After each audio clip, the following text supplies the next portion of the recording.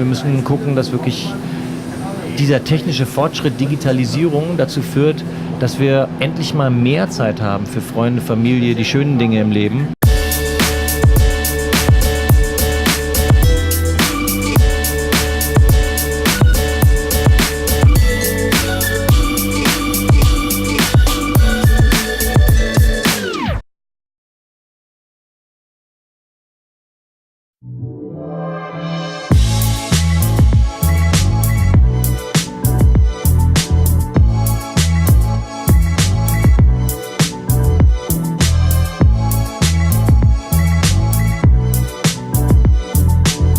Herzlich willkommen, Tilman Santarius, hier in der Ringbahn zu unserer Ringbahn-Session. Heute zum Thema Digitalisierung und Nachhaltigkeit.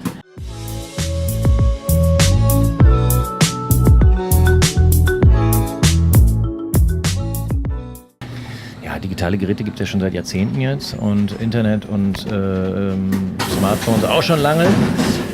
Aber Digitalisierung verstehe ich als den gesellschaftsweiten Prozess, dass eben nicht nur Smartphone oder Laptop, sondern dass viele, wenn nicht gar fast alle Lebens- und Wirtschaftsbereiche systematisch von digitalen Geräten oder eben Algorithmen der Software dahinter dann auch gesteuert werden.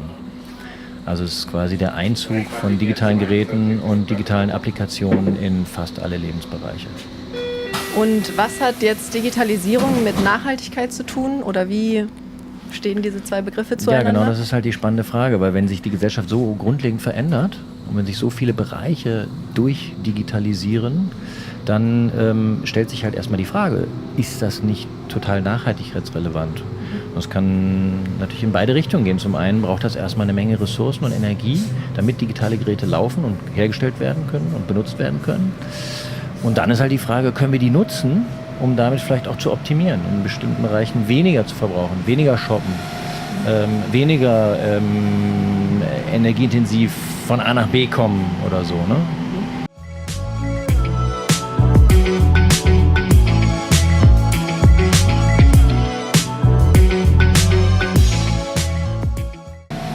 Ich sehe viele Chancen. Ich sehe zum einen Chancen im Konsumbereich, also die sprichwörtliche Konsumwende, von der ja noch bisher am allerwenigsten die Rede ist. Also Energiewende sind wir ja schon ein Stück weit gekommen. Agrarwende war zumindest mal auch groß auf der politischen Agenda, ist jetzt leider schon wieder eine Weile her und ins Stocken geraten. Aber die Konsumwende ist etwas, wo wirklich noch wenig passiert ist. Also wie können wir auf Neukauf verzichten? Wie können wir viel mehr gebrauchte Waren benutzen? Wie können wir gemeinsam Waren teilen, Sharing machen? Wie können wir auch selber wieder mehr herstellen? Urbane Subsistenz, auch in einer Stadt wie Berlin. Wir können hier irgendwie nicht nur Tomaten auf dem Balkon züchten, sondern wir können auch selber unser Wissen anbieten.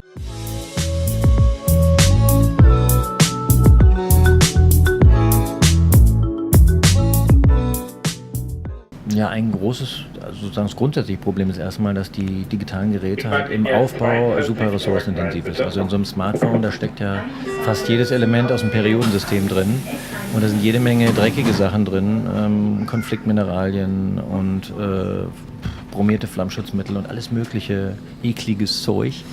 Das heißt, die Dinger sind keine Biomöhren irgendwie, ne? Und wenn jetzt immer mehr technische Geräte nötig werden, um die verschiedenen Gesellschaftsbereiche, Smart Home, Industrie 4.0, Wearables und so, zu steuern, zu beeinflussen, dann braucht das im Aufbau erstmal eine Menge an Ressourcen und auch Energieverbrauch in der Herstellung.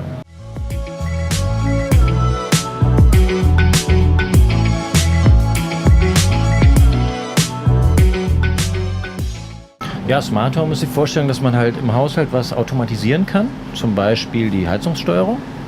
Also dass man die Heizung nicht einfach im Herbst andreht und im Frühling wieder ausdreht und dazwischen läuft sie einfach durch in allen Zimmern des Hauses, sondern es gibt zum Beispiel Anbieter, die machen das so, dass dann abhängig von den Nutzungsmustern die Heizung hoch und runter fährt. Also wenn man zum Beispiel Montag bis Freitags tagsüber im Büro ist, fährt die Heizung runter. Wenn man am Wochenende sich entfernt vom Zuhause, etwa ins Ausland geht, fährt die Warmwasserbereitung ganz auf Null und ähnliches. Das kann halt ein Smart Home leisten, also eine Teilautomatisierung der Haushaltssteuerung.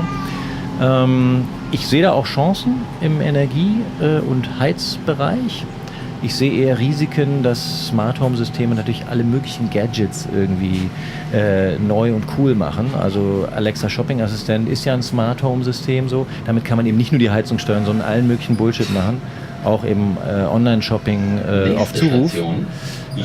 Oder Leute kaufen sich halt ganz viele neue Geräte, Smart TV, Alarmanlage, automatische Jalousien und Pipapo. Und dann geht der Ressourcenverbrauch halt schon alleine durch diesen Neukauf der vielen Geräte und durch vielleicht auch das steigende Konsumniveau dann irgendwie durch die Decke. Diese Sachen brauchen alle irre viel Energie und da gibt es ja den sogenannten Rebound-Effekt.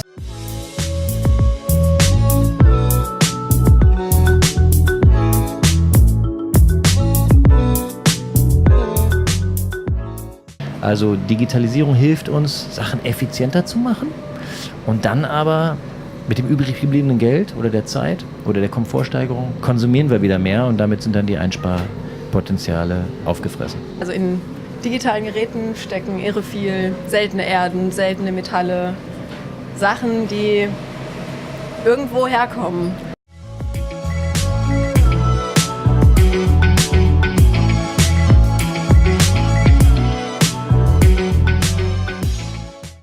Der Grundinteressenkonflikt, den ja auch im Grunde fast jeder heute schon kennt, ist, dass halt die ArbeiterInnen, die jetzt das Kobalt aus der Mine schürfen, natürlich einen lächerlichen Preis dafür kriegen oder lächerlichen Arbeitslohn dafür kriegen, dass die Arbeitsbedingungen zu wünschen übrig lassen. Also ich benutze in meinen Präsentationen manchmal so ein Kurzvideo von so einer Mine in so einem Privathaus im Kongo, wo die Leute einfach so ein Loch gebuddelt haben in den Boden und da halt diese Mineralien rausholen. Ne? Da ist nichts geschützt. Wenn das Ding zusammenbricht, dann ist keiner da, der helfen kann. Also Arbeitsschutzstandards, Umweltstandards sind alle nicht vorhanden oder grottenschlecht. Und die Entlohnung ist miserabel. Und Apple fährt die Wahnsinnsgewinne ein.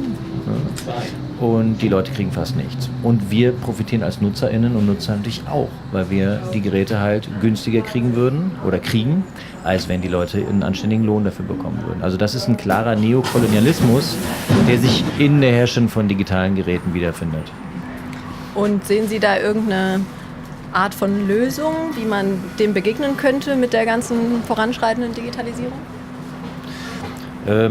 Ich sehe die Lösung aber weniger jetzt in der Nutzung irgendwie durch smarte Apps oder so, sondern an der Stelle brauchen wir einfach ganz andere Handelsstandards. Wir sind am Westkreuz und fahren direkt los. Kommen wir zur Frage Bits und Bäume. Sie organisieren mit an der Konferenz.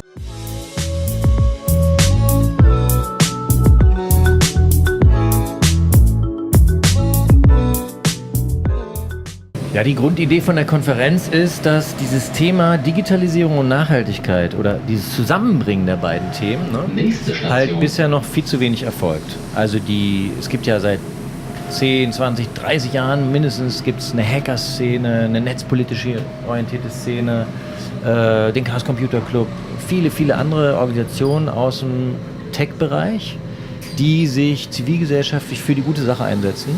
Vor allen Dingen für politische, bürgerliche Rechte kämpfen, Meinungsfreiheit, Demokratie, Privatsphäre und so. Die haben aber bisher Nachhaltigkeitsanliegen, vor allen Dingen ökologische Nachhaltigkeit, kaum auf dem Schirm. Und auf der anderen Seite gibt es eine große klassische Umwelt- oder Nachhaltigkeitsszene. Ne? Da sind die Ökoverbände drin, Greenpeace, BUND, Germanwatch, NABU und so weiter. Aber auch Brot für die Welt, Entwicklungsdienste und ähnliches, Welthungerhilfe, die sich bisher viel zu wenig mit dem Thema Digitalisierung beschäftigen. Das aber tun sollten, weil es da Risiken gibt und auch Chancen, was zu bewegen. Wir würden zur Speedround kommen. Kurze Fragen, kurze Antworten. Steigen wir direkt ein. Erste Frage. Mac oder Windows? Mac. Google oder Ecosia? Startpage. Aber Ecosia nehme ich auch ganz gerne. Stadt oder Land? Beides. Ich wohne auf dem Land und in Berlin. Bits oder Bäume? Bäume. Bits arbeite ich mich erst ran. Und Bier oder Wein? In diesem Sommer eher Bier, im Winter eher Wein. Super, vielen, vielen Dank.